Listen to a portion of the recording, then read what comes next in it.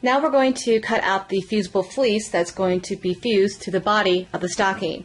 Now the fusible fleece is going to go all the way to the top edge of the stocking, and we already had cut the paper pattern at the top edge here. So we're going to actually tape that edge back on so the fusible fleece is tall enough, otherwise it's going to be too short.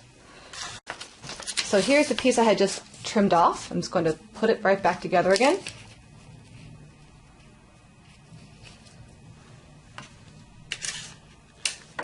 And if you don't like this way, you could always just reprint it.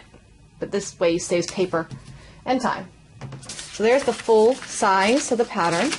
We'll just put that up here for a second and lay down the fusible fleece. Again, to save some time, I'm going to fold this in half. So I cut 2 layers out at once. I'll lay this on here and make sure it's the right size.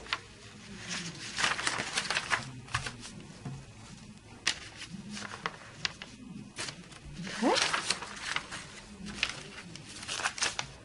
And that length, the height, the width of this works out just fine for my project. That's good. Okay, now when we cut the fleece, you only want to cut up to the dotted line.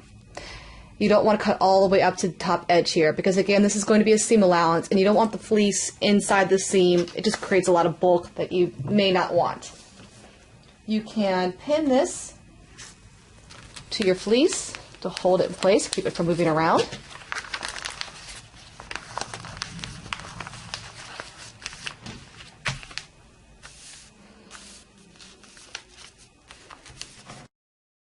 There we are. And now basically we're just going to cut along the dotted line all the way around. And then we'll have our fusible fleece pieces.